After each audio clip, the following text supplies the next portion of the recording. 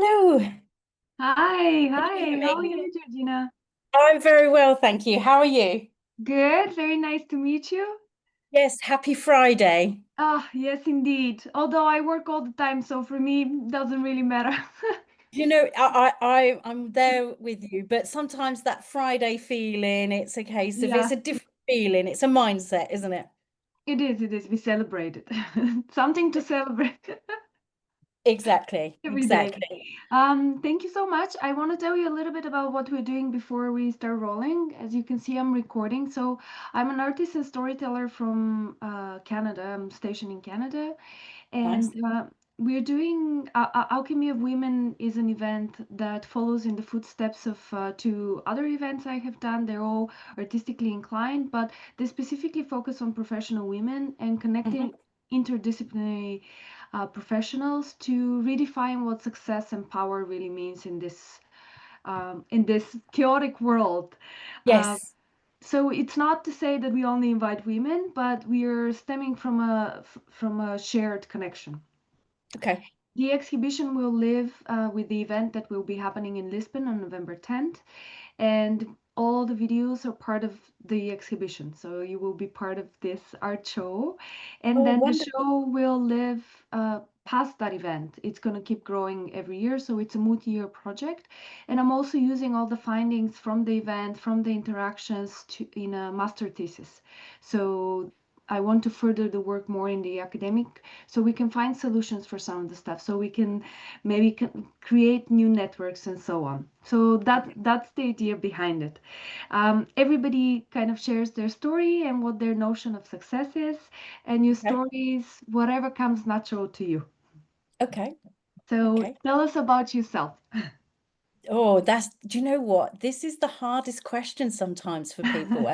And 2018, I was reinventing myself. I'd had my family, and it was a case of what now? And that I had felt like I'd been working since I was left school, and I had gone through lots of transitions in my career, but also technology. And so that's where my grounding was.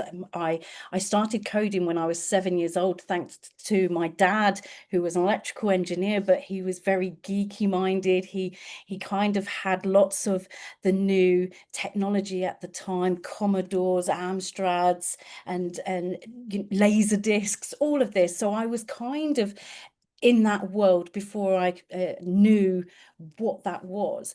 And so I took time to kind of, what is it? What does success look like for me?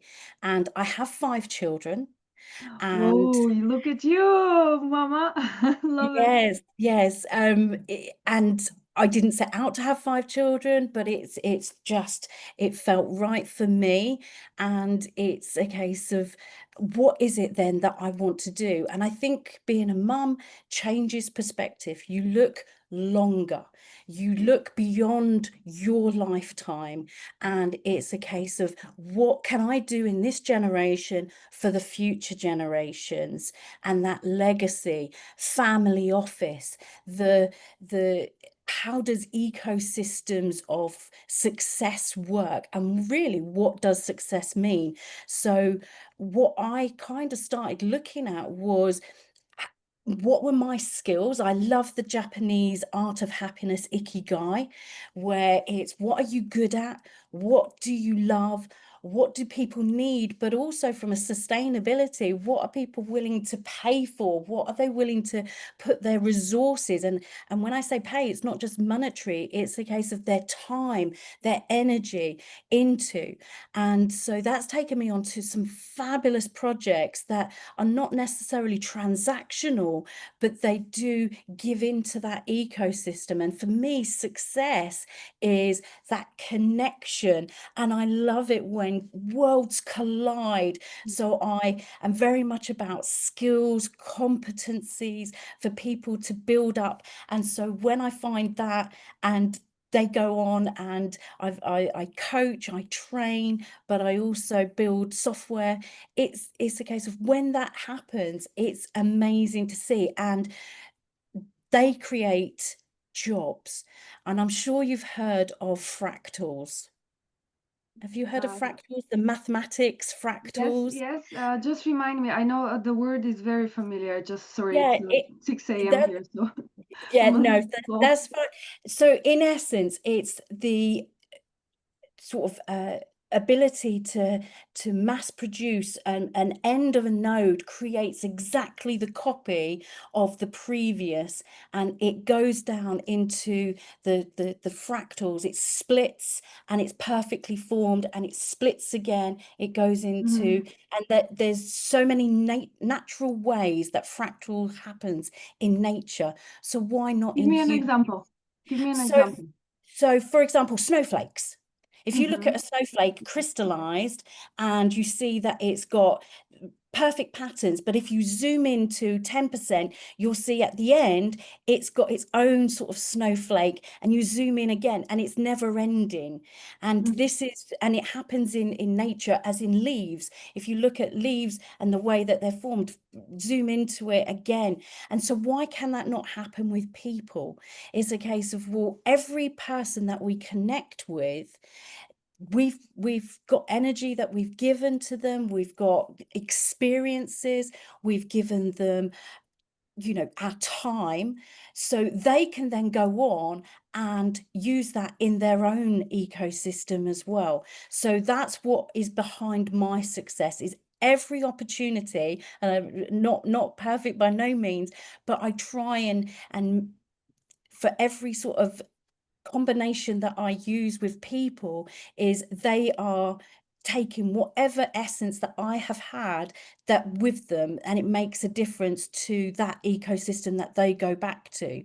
So it's not about competition, it's about collaboration. Mm. And Yes. it's You giving described that it very energy. interestingly from your I love that. I love how, because you're in IT, and I can see it now. I can see what you were talking about. And it's Yeah, exactly like that. I feel that we do exchange our energies, and it matters how first we show up for ourselves and how we show up for people. And as we share that, I love that. I love your analogy that you gave. yeah. But tell me a little bit more about your work right now. What are you doing right now? What is your goal? I don't like the word goal in the sense that, oh, we are No, no, after something, but what is it in your heart that you're looking to no. do?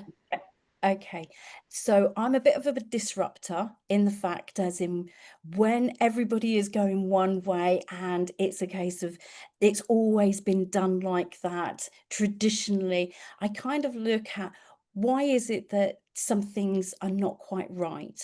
And so at the moment, I'm looking at a knowledge management learning platform for legal professionals. It is getting harder and harder to keep up to date with the changes, and there is a lot of research time, even with all of the AI tools that are out there. And in some ways, they add complication Hmm. to work. So my idea is, I run a business called Ask DT, and it is a legal tech platform that I'm scaling up to transform and make it simpler for legal professionals to ask the questions that they need to, but also for experts to get that synergy together so that they can give their knowledge as well. We think of knowledge in a very much a case of, let's store it, let's hold it, let's put it into a repository, whereas it needs to be a lot more fluid. We need to exchange knowledge in different ways. So I'm bringing AI agents and all of the automation of knowledge management together in this legal platform to make it simpler for legal professionals.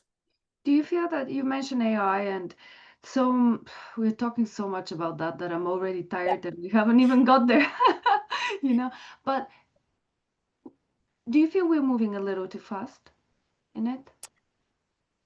Great question. I think this is the hype cycle. I mean, this really is. And so no wonder people are exhausted by it. And it's a case of, if I don't mention AI, am I even relevant, etc., which is all the hype around it. But AI has been going for a long, long Mhm. time. I mean, I live near Bletchley Park, Alan Turing, 1940s. It was kind of, being talked about then. I did my first AI hackathon in 2010. It's not moving fast. What I think it is it's a case of people are trying to rush to find the solutions, what fits this technology, and at any cost. So, and I think that's like with everything. It was, the dot-com bubble. We've been here Mhm. before. Mhm. And I think the fact as in just because we can doesn't mean we should. So we have to have regulations in there. We Yeah. do need to have safety. And I get the fear when anything changes and when everybody, that tipping point of everybody's now talking about it, so it must be something. I think there's people that are looking and going, let's look at what can we really use this. And I have a quote that I use: when we create the ship, we also create the shipwreck. So we need to be looking at what are the problems that are going to be caused by this, and how do we start planning for that. And it's Yeah, I it think that's sorry. it is going to be disruptive. There's no doubt it is disruptive, but and there's a lot of fear mongering going on, and there's also a lot of so-called experts out there that have been doing it for a very short while, and it's like, well, and that's marketing and that's the hype that we're in at the moment. But I think people that have seen this before, that have seen the way technology evolves, it's a case of what can we use it for? What do I want to use it for? Because technology is great, but you get to decide as a person, as well as a company, as well as a civilization and society, how do we want to adopt this? And we Yeah, we my get to my decide, and I think that gets forgotten. my question is more so, yes, fear, there is fear, but there's certain things that are going too fast in the sense we have no policies, we have no regulations, and these are part of society that move very slow. Like we know Yep, there's inherent biases, especially in the ones that are accessed publicly around the yep, world. They're just reinforcing the same issues. So yep, we haven't solved our human challenges, and we are now implanting them into this rapidly developing technology. This is where my concerns lay for the marginalized groups that are actually quite a lot of people on this earth, you know. yep, So this is where I'm stemming from, and I love talking to people that actually understand anything that's disruptive, because yep. what's in the media, we know that's just eyeballs. Yes, yeah. Well, so I mean, I think AI is amplification. So the problems that we already have are going to be amplified and Yeah. maybe made visible because they are now bigger. Hmm. So you're right, they are already in society. Yeah. They're already there, but they're now being amplified by this technology. And I'd like to flip it in its way, as in rather than looking at it as a problem, it's a case of this is now becoming visible to people that didn't Hmm. see it in society before. And so now it's an opportunity. Wow, this is huge that this marginalized group are not included in this, and it's a bigger gap and it's more visible for everybody. So what are we going to do about it? So when people sort of say, oh, there's going to be no jobs and this disruption, I think it's going to be a case of there's more than enough problems, and probably even more, that we need to solve. And I think it's a case of we need to change how we go about changing this and why we're wanting to change it. Yeah. And it's not just the transactional or simply A to B, let's scale this up. It's going to get complicated, and therefore we need to have even more conversations, collaborations. I'm an expert on one side, but we're going to need to have domain knowledge as well. Well, what does that actually mean in this environment? Hmm. What does that actually mean to people in society and longer term, not just the immediate? Hmm. Hmm. And last question, because we're out of time, but tell me, what do you do with your 5 kids? I love to know what a big family loves to do. Oh, well, it's very, very eclectic. So I have, it's almost like I've got a chemistry bottle and shook it up with all the different personalities, which it's never boring. I've got a child that loves reading legal and documents, so that's great. He's a bit older now, and he's working, and that's what he loves to do. And then I've got another child that is like that would be completely horrible to him, and he loves traveling and learning languages, and he's a designer and thinks differently in that way. And I've got another child that's younger, who loves anime and art, and we do sort of like fashion tech as well in that way. But what brings us all together is we play. A family that plays together stays together, as far as I'm concerned. So Oh, we love play it. a lot of games. We play while making food and dinner. We play board games, and we just have conversations around the dinner table. We make a big effort to find out what is happening in their world and our Mm. world, because they go off and do their thing and we come back together. I think that's important. So I've got my own little test tube ecosystem at home, Yeah. and that's what kind of helps me, because we're all different. Even if we've had very similar experiences or we're in the same location, who we meet, it does make so many differences to what our worlds look like and how we feel about that world. Hmm. Thank you so much, Georgina. It was such a pleasure to meet you. Are you attending Web Summit? I am, and I got the invite from your colleague, so Elena, you got it hopefully from I will be. Elena. Lovely. uh, that's it, and I'm bringing another colleague who is about storytelling, but from a Oh, branding love it. side as well. So that will be fabulous to have the Oh, I would conversation. love to chat with her. That's precisely what I do.